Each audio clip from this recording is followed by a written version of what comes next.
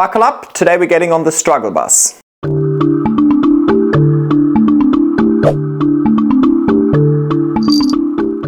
My approach to plant care is very focused on trial and error, and as part of that I have experienced heaps of failure over the last 4 to 5 years. Now, most likely you're familiar with my success stories, the plants that I managed to grow really nice and large, but there are also plenty of plants that just don't really like to grow for me for various reasons. And in today's video we're going to look at some of them. Some of them actually provide some lessons learned, while others might remain a mystery for me. But see how we go. Let's start off with this plant over here. This is Anthurium veitchii, also known as King Anthurium. I've had this plant for almost 4 years and I grew this from seed.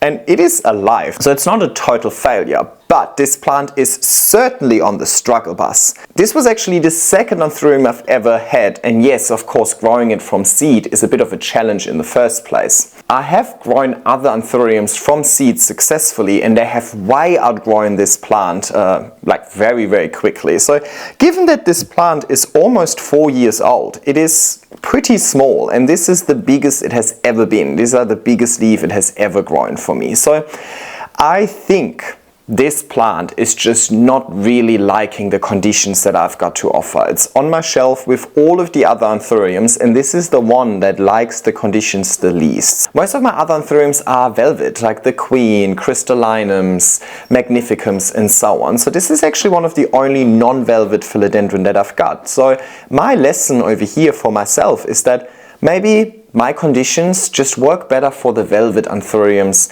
and not so much for the veitchii, and that is totally fine. I'm not going to force it. I don't have the luxury of dividing my room into 70 different zones for the 70 different plants that would grow up in 70 different conditions in nature. When it comes to the conditions I've got to offer, it is what it is. I'm more trying to find plants that suit the conditions rather than the other way around. So I would not purchase a veitchii again, but well, I'm still trying to keep it alive for now. But it just comes to show that no, not everything that I grow magically grows ginormous really quickly. Some of them I really struggle with, and those are the ones that I have the least to talk about. So that's why you just see them not as often on my channel, I suppose. Alrighty, next one. Philodendron Verrucosum. And hear me out on this one, because I get it, on first glance it doesn't look like it's actually on the struggle bus. I think I might have just gotten off the struggle bus actually, but I still wanted to include this because I think it's a great example to show you. Now, this exact plant looked like this just a couple of years ago. That was certainly its peak, and I absolutely love what this plant looks like in that video. And I've had the easiest time growing this plant, despite common opinion saying that Philodendron Verrucosum is a really hard plant to grow. I always disagreed with that. I always thought it was the easiest one out of all of my velvet philodendrons to grow. It just grew really beautifully for me, and in hindsight I think it was just that the conditions I had in my old apartment that I took this video in were just perfectly suited for this plant. It wasn't getting any direct sun, but it was getting really nice bright light. It was quite warm but not too hot. I hardly had to heat my apartment with artificial heat or like heaters. It was naturally quite warm because I got so much sun exposure in that apartment. So I think not having to use heaters to heat the place during winter kept the humidity quite high and so on. So basically 2 apartments ago, whatever the conditions were in that apartment, my Verrucosum was absolutely loving it, and it was growing without any issues. I also at that stage took my moss poles into my bathroom every single week to thoroughly shower the plant to keep it nice and clean, and I think that also prevented any spider mite damage from occurring because I just constantly kept the plant clean. Then I had to move, and the plant I think was exposed to too much draft from the aircon, or like the heater. I use the aircon for, I don't really use the aircon for, are you okay baby? I don't really use the aircon for cooling purposes that much, mainly for heating purposes over the cooler months in winter. And I think it really hid the warm dry draft. It deteriorated so quickly after the move, I suppose because first of all, the move, changes in condition, and then heading into winter, as I said, the aircon and so on. It just really didn't like it, and it just spiraled downwards from there, and I haven't really been able to recover it from that moment. I tried, and it's only now, I mean, you can see it's only really the last, I mean, already this leaf is challenged, this leaf is also very challenged. Really just the last 3 leaves are looking decent and what I kind of want from this plant, or similar to what some of these leaves looked like 3 years ago. The second shoot down here is doing absolutely nothing. So it's taken a really long time to get off that struggle bus, and I'm still not confident that it's truly off the struggle bus. I need to see because, well, I had to move again. So it is now getting used to new conditions again, but all of these beautiful leaves that I mentioned before, they grew in this most recent apartment. So I'm thinking that it just likes the conditions here more than it liked the apartment I was in between. Yes, I move very frequently, so always nice to have a bit of a challenge also. And of course, wherever there's challenges, some plants cope with them a little bit better than others. I also have way too many plants these days, and I spend a lot of time on content creation, so I'm not as regimented with my care approach anymore. So this might get a shower once a month if it's lucky, and I think that lack of effort into keeping the plant clean and healthy at all times also contributed to its demise, if that makes sense. So I don't think it's just the conditions to blame. I think also I put less effort into maintaining that plant, and the less effort you put in, the less of an expectation you can have as well. So this has always been my favorite plant, and it's a shame that it was on the struggle bus for so long, but it makes me even happier about it now coming back. So I wanted to include it over here because it also shows that no, over time your plants aren't just getting bigger and bigger and lusher and better and whatever.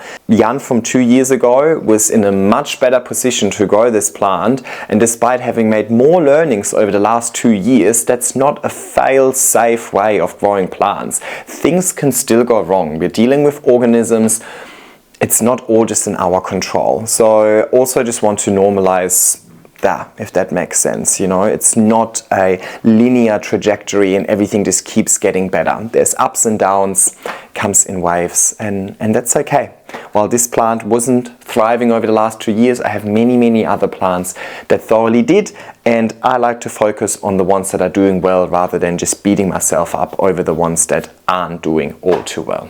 Certainly not complaining in the grand scheme of things. When I pop it back into my room with all of the other philodendron around it, it still looks good and adds a pop of color, but I think as just an individual plant, it's not necessarily the aesthetic that I would have hoped for this plant, or that's not really the aesthetic that I'm aiming for with this plant. So see how we go. Each individual leaf, however, is absolutely stunning. So still one of my favorite plants for sure. I just really wanted to look like it looked 2 years ago again. That was so beautiful. Next up, we've got this cute little variegated anthurium. Well, the variegation isn't showing all too strongly anymore. Well, to be honest, that's just not much showing, full stop. Another plant that was really thriving for me just a couple of years ago, and I insert some photos over here. And again, this was also one that I grew from seed. I think I had 6 seeds and only 1 survived, and it randomly started showing variegation. So I didn't purchase this as a variegated anthurium, it just showed variegation randomly, you know, the joys of growing from seed. And I really love the variegation. While at stages it might look a little bit sick, I actually really enjoyed how it changed color during the process of unfurling. And I thought it was just really stunning, right? And it was like a lucky surprise. I usually wouldn't seek out these variegated anthuriums because they're also way too pricey for what they look like, in my opinion. But if I happened to get one, I was really happy with that. Now, outgrew my IKEA cabinet really quickly because it was really just going from strength to strength, and then I moved it out of the IKEA cabinet into my bedroom with ambient temperatures and humidity. So it was still decent, and it was in my room with all of my velvet philodendron, for example, and they were all thriving in that room. But I think the drop from the IKEA cabinet with 99% humidity to like 60% humidity, from really consistent light to relying on a little bit more natural light and just inconsistency and lighting and so on, it really didn't like it. So it just kind of spiraled downhill until there was literally just a stump left, and I've been trying to grow this stump for the last 2 years now, and you can see some roots over here. I've had it in aeroid mix, didn't do anything, then I propagated it in moss again, it's still in moss. There are some roots here, you can see some roots here, but honestly, it's just done hardly anything, even though I put it back into my IKEA cabinet in the position that it was originally in. So I'm not too sure what I'm doing wrong with this plant and why it's just no longer growing. It grows like maybe a leaf every 6 months at this stage. I probably haven't done anything with it over the last year, and obviously if nothing changes, nothing changes. So I should probably look into it and try something new, because, well, that's probably the only way I can get this to grow again. But it just comes to show that sometimes a plant is like on this upwards trajectory and it's just happy and healthy. A healthy plant might be able to grow in decent conditions, but an unhealthy plant might not be able to recover in decent conditions, if that makes sense, right? So everything is easy when everything is thriving and everything is going well, and you're going to have a much easier time growing healthy plants in the first place. So my approach is usually very preventative. I'm trying to keep my plants as healthy. I'm sure everybody does, but I'm trying to keep my plants as healthy as possible, so that even if the conditions aren't that great, the plant is still happy. Specifically going into the cooler season, for example, I'm trying to go into the cooler season with all of my plants on top of their game, so they'll suffer the least during the cooler months, because, well, they entered these challenges with health and strength and persistence and whatnot. Whereas if you have a plant that's already challenged and then you might repot it on top of that, and then you change its conditions and so on, it might just be a little bit too much for the plant to cope. At the end of the day, like, I can't give you like a hard and fast rule. I think I apply a lot of common sense over here, and I kind of just take a gamble every now and then. It just depends. But I think, yeah, my point that I'm trying to make over here is that once a plant is on a downward spiral, sometimes it's very, very time consuming to get this plant to thrive again, and it could be faster to actually just start fresh with a fresh plant that you purchase, if that's possible and if that's what you're aiming for. The time frames are so irrelevant, right? For example, going back to the Verrucosum I showed you earlier as well, it took 2 years from the Verrucosum to go from a really tiny plant to this really beautiful plant in that video that I put on, right? But it then also took 2 years to go from this really beautiful plant to this less beautiful plant that you see right now, right? So that's the same time frame. It's 2 years to go from tiny into amazing, but also 2 years to go from amazing to meh. If you'd look at the plant now and I tell you, hey, this plant is 3 years old, you'd be like, what happened in those 3 years, right? Well, a lot happened in the first year and the plant was thriving, and then very, very little happened in year 2 and 3 because the plant was just going through something, right? So time frames are very, very subjective. I can't give you a time frame on how long it will take for a plant to grow, because it really depends on how healthy the plant is on day 0, let's say, right? Are you maybe importing a plant and you need to rehab that plant for a full 6 months, or are you getting a super healthy plant, you pop it on a moss pole and it just explodes straight away? Time frames are super, super subjective, obviously to your conditions and your care, but also to the health of the plant at the time of getting it. I think that's the point I was trying to make. I hope that came across. So ignore time frames, don't aim for specific growth in specific periods of time, and accept failure as well, and try and appreciate the journey or enjoy the journey, even if the journey sometimes is a little boring. Next one, Philodendron Florida Ghost, and I have to come closer because this is so tiny. Now, this started off really, really tiny, a teeny tiny tissue culture plant, and I got it about 10 months ago, I believe. But it has honestly done so incredibly little. It's grown maybe a few leaves. I mean, you can see some sort of increase in leaf size, but it's just not really growing for me. I've had it in my IKEA cabinet for the longest time, which should technically have the best conditions for it. I'm now just giving it ambient temperatures and humidity in my office, which are still really high because I naturally have high humidity around 70%. Doesn't seem to really be making a difference. It's just doing very, very little, right? Very disappointing. Let me put it in context. Now, I understand these are not the exact same plants. This is Florida Beauty, this is Florida Ghost. So they're different, I think cultivars would be the correct term, of Philodendron Florida. But in the grand scheme of things, they're probably more similar than they're different.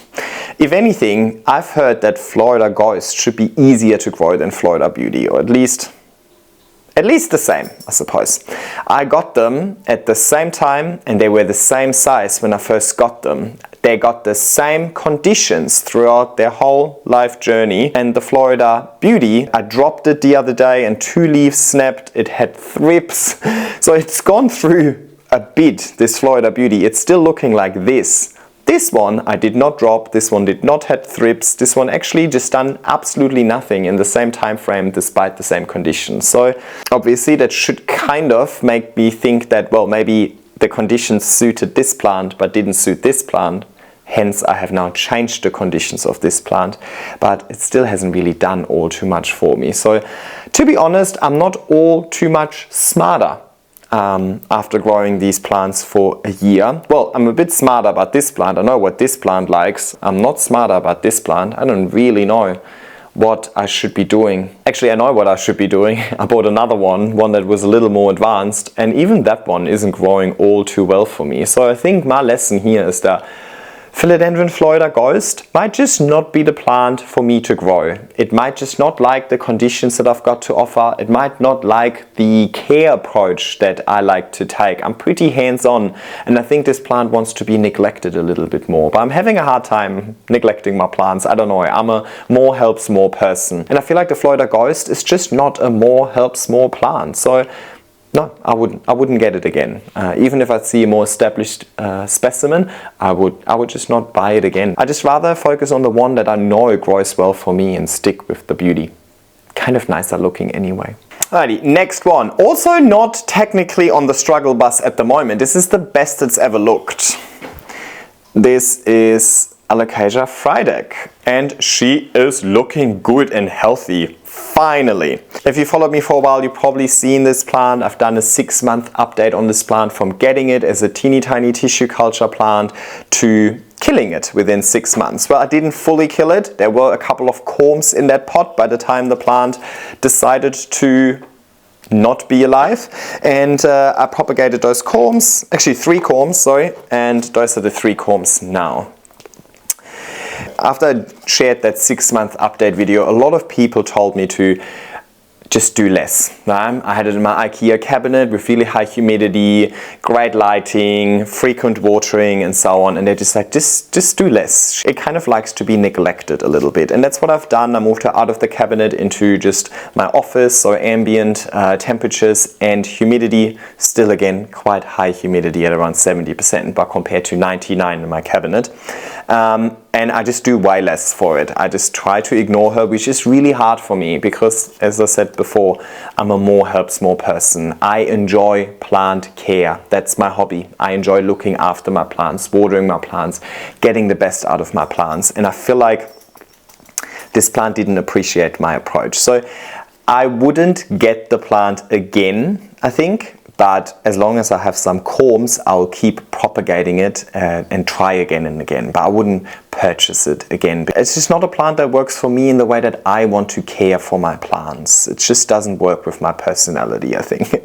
But I'm very happy with the look. It looks stunning. And I hope I can keep building on what I've recovered at this stage. So was on the struggle bus, but I actually learned a lesson from that a little bit. So that was a good one because trial and error is ultimately about, learning a lesson and doing better and not being gobsmacked about why this plant potentially died. Alrighty, next one. Philodendron biliatii, let's call her Billy. Now, This plant is on the struggle bus 100% because of me. It's not that this plant is super hard to grow, but because it is not super hard to grow, I'm really pushing this plant to see how bad the conditions have to be for it to no longer thrive, if that makes sense. It's also a plant that is coming out of tissue culture over here. It's readily available and fairly inexpensive at this stage. So I feel like it is a plant I can experiment a little bit more with. This is actually the second one I've had because the first one did not survive last winter, and I'll pop in the video over here.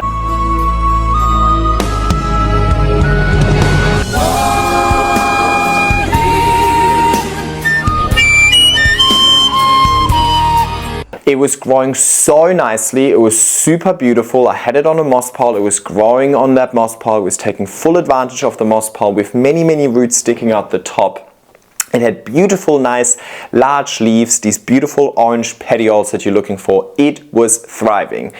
Then I moved, and it just has a huge spread of leaves with really long petioles, large leaves. I just couldn't fit it into my apartment, so I moved it into my greenhouse that at that stage I just set up. I didn't have airflow in there, I didn't know anything about the greenhouse, and ultimately I induced a fungal issue because I kept the greenhouse way too moist for the low temperatures that happened out there during winter. I'm now going through my first full winter in the greenhouse, and I hope I learned a little bit from these experiences last year. I'm basically trying to avoid wet and cold. Very deadly combination, most likely will introduce some fungal issues. So I'm really conservative with the watering in my greenhouse this year around. But well, last year's Billy, trial and error, you know, it had to pay with its life for me to learn that lesson, so be it. What happened there was literally within 2 or 3 days, every single petiole snapped from the stem because of fungal issues. The leaves were still looking fine, the petioles just literally snapped off the stem. And then eventually the stem started shriveling up as well. So all of the signs of fungal issues. And again, it just shows that we are working with living organisms. Things can go wrong. Fungal, bacterial issues, pests can happen even if you're really careful. But I do think in that moment, I was definitely the one who induced the fungal issues through providing poor conditions. Now, do you think that makes me learn a lesson and not grow this plant outdoors this year? Absolutely not. This year I'm still growing this plant outdoors, but I'm growing it outside of the greenhouse where I just think the humidity is a little bit lower. It's still cold. I also am not putting it on the moss pile to not provide more moisture, if that makes sense. So that way I can be even more conservative with the watering for this plant during the colder months, and I just want to see if it survives this winter or if the same thing happens again. It could also die just because it's smaller and has built less resilience over the time. But anyway, trial and error, right? This is not a PhD submission, this is just me growing some plants in my garden and kind of working out what works for me.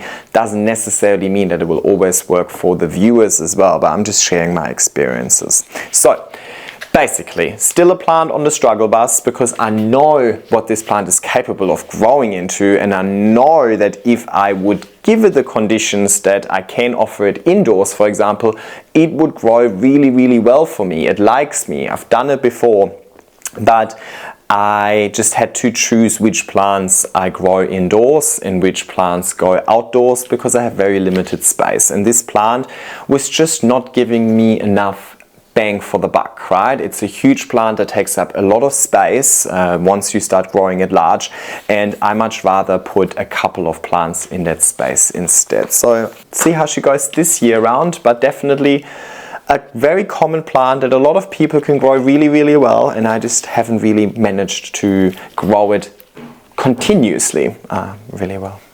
Next up, we've got philodendron tenue, and again, hear me out, I know it's not terrible, but I saw this plant in AJ's greenhouse I've known this plant for a while, but a couple of years ago, I saw this plant in AJ's greenhouse, and I was like, well, AJ and I have similar-ish conditions, and hers is growing really nicely, so I should be able to grow it really nicely too. Well, 2 years later, it's growing, but it's not that nice, if that makes sense. I mean, there is a new leaf coming here. She is also in my greenhouse, so I'm giving her very similar conditions to AJ as well, and it's still not really growing that well for me. I'm not too sure. I think sometimes we also need to keep in mind that yes, while this is philodendron tenue and AJ grows a philodendron tenue, there could be something wrong with this specific specimen, right? This specific specimen could have been unhealthy by the time I got it. I've done many propagations in my life. I've got many plants from seeds as well, for example. Like, you're gonna have 10 seeds, not all 10 plants are gonna develop in the exact same speed with the same strength.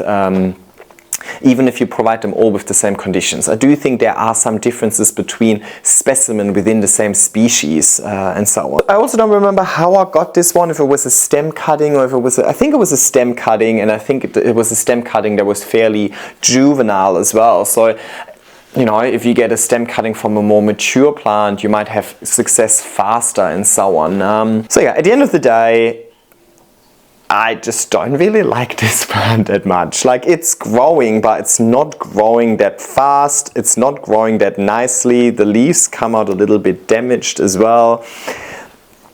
And as a result of it not doing so well, I'm also less willing to put more effort into it or give a better spot, because I'm like, well, I have limited good spots available, and these good spots are reserved for the plants that I really like, and I don't really like this plant. So eventually it turns into like this vicious cycle as well. Like, the plant doesn't grow well, but I'm going to put less effort into it.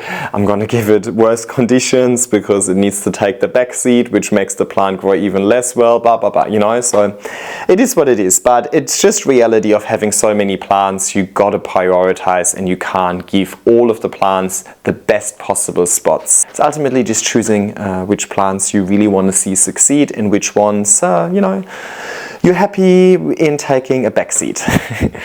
Next up, we've got Philodendron branchianum. Now, hear me out on this one as well. It's not looking terrible, but it literally looked exactly like this 2 years ago already.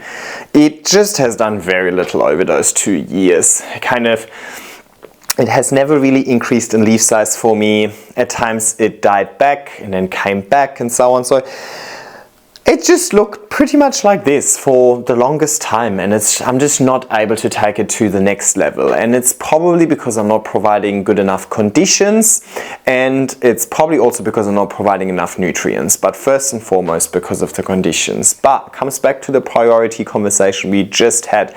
This plant is not that nice. I'm not going to take a really beautiful large plant like my Philodendron Splendid, for example, take it out of its prime spot that I know it's thriving in, to put this plant there instead and make the whole room look empty, right? Like, by now I have so many plants that are already quite large and already taking up the good spots, and these large plants want even more light to continuously grow or at least maintain the same size. So those are my priorities. So this plant over here lives in the greenhouse. It likes the spring and summer, but again, the spring and summer growth was not that impressive. It's now going to have to survive winter out there, which is probably going to make sure that some of it dies back, and then it's going to do the same thing again in spring and summer and so on. So I'm okay with that. All I'm saying is, like, I've seen people, like, remember my submission video, for example, where I got my viewers to submit their plant collection to me and I reacted. There was Jason on there, who I think Melbourne or Perth based, I think Melbourne based, and he had the most beautiful branchianum that he grew really, really large, really quickly. Within, I think, a year or so, he had huge growth.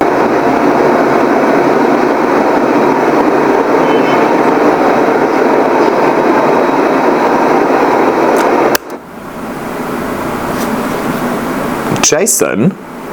So it is possible for this plant to size up quite quickly, even in an indoor setting. I was just never able to do that, and as a result of not being able to do that, it's also going into this vicious cycle of, well, I'm not giving it a chance anymore.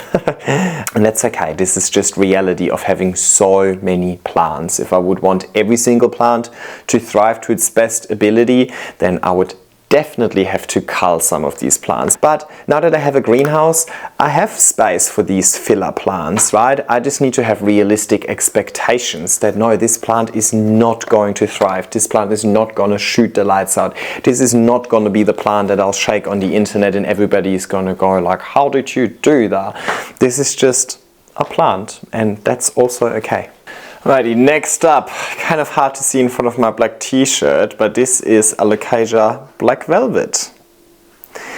And I suppose this is just the Alocasia representative on the struggle bus because, well, I could be here for days talking to you about struggling Alocasias. They don't like this house, I can tell you. I have my Alocasia cuprea that is absolutely thriving, and I have my Odora batik that I'm also putting a little bit more effort into in. But the majority of my Alocasias moved into the greenhouse because I have just a lack of space available indoors, and they don't really like it in there. It's not really, I think mainly they're not getting enough light. They definitely had their best time in my old apartment, so 2 apartments ago, where I had beautiful northwest facing windows and it was getting just so much light. And that's really when I saw the best growth. That's when I got more Alocasias because I noticed, hey, these Alocasias are doing really well in the conditions that I've got to offer. But then with every subsequent move, these Alocasias just didn't really enjoy their new space and they just kind of spiraled downhill and are just doing very little. I think this Alocasia has grown this 1 leaf over the last year. That's it. Now we're also going into winter. I'll keep it in the greenhouse, so I'm expecting this leaf to also say goodbye and probably doing absolutely nothing for the next 3 to 4 months. But I am determined to try something different in spring and maybe just pop it in the garden bed instead. That seems to be doing the trick for my Alocasias. But yeah, for now, these Alocasias are on the struggle bus. Usually Alocasias are on the struggle bus because of spider mites, or historically that was my biggest challenge, but this time around it's definitely conditions, specifically lack of light. I believe that makes these not really thrive. You can also tell by this super long petiole. Look how long the petiole is. This plant is searching for light. Tiny leaf as well for the petiole. So definitely a light issue over here, but it's not that easy to fix that when you have that many plants that are competing for the good spots. Again, it is what it is. Alrighty, and lastly, this is my blood banana. Also seen much better days. And I am planning on doing a full video on this plant and how it got on the struggle bus and stripping, and what I'm going to do to get it off the struggle bus. But I thought I'll include it in this video regardless, because this one was definitely not a conditional issue. This was my doing. I repotted it and I was way too aggressive with the repot, and I completely stripped the roots bare because I wanted to change the medium that it's growing in as well. And I discovered some ants in the medium. So I freaked out a little bit and I was like, oh my God, let's get rid of all the old medium and replace it. And as part of that, the plant just dropped all of its leaves within 2 weeks of the repot. So clearly I caused some damage to the root system. It is now sitting a little firmer in its pot again, which makes me think that it has re-established a root system. And it is growing some newish leaves, but of course this was a huge setback and it's going to take a little while. As part of that, I then also decided, you know what, let's double down. I don't have enough space indoor. It was growing indoors previously, and I don't have enough space indoors to look at a plant that essentially has no more leaves, right? Like, let's give that spot to something else. So I then also moved it into my greenhouse. Didn't really like the greenhouse, basically did nothing, so now I moved it outside where it at least gets lots and lots of light. The Botanic Gardens of Sydney grows a huge patch of these outdoors, so I know that they can tolerate Sydney's conditions. It's not going to be too cold for them. They're not going to thrive over winter, but I'm just hoping that this plant is going to build some resilience over winter, and then when spring hits, this should absolutely explode outdoors. So it's on the struggle bus for now, and I'm hoping it's gonna get off the struggle bus in spring. But yeah, again, just proving a point that it is not just a linear journey. Plants aren't just going from strength to strength. It's called trial and error for a reason, because sometimes error is involved, but I learned something. Next time it comes to repotting this plant, I'll be more diligent and not quite as harsh as I am with some of my other plants that seem to be tolerating it a little bit better. But that's one of the things I really appreciate about this plant hobby. You never stop learning. Even when you think you're on top of your game, it will throw you a bit of a curveball and show you that, you know what, you can't control nature after all. And that's intriguing to me. That's what keeps this hobby fun. That's what makes me think that I'll never stop learning in this hobby. I think the downs make the ups so much more beautiful. I'm getting way too deep now. Didn't want this to turn into a therapy session, so I'll probably wrap it up. I hope you enjoyed this video. I hope it was relatable, and I hope it shows that, yeah, even somebody who has success with so many plants doesn't have success with all of them. Failure is part of this hobby, and the earlier you'll get to accept and almost appreciate that, the more fun you'll have with this hobby. At the end of the day, this is supposed to be a really fun hobby for me, so I don't beat myself up over things going wrong. I'll just see it as a challenge to do better next time around. Let me know in the comments down below what is a plant that you really struggle with, and I would appreciate if you give it a thumbs up, leave a nice comment, and of course subscribe to my channel as well, so you're not missing out on future videos. Thank you so much, and I will see you next time. Bye!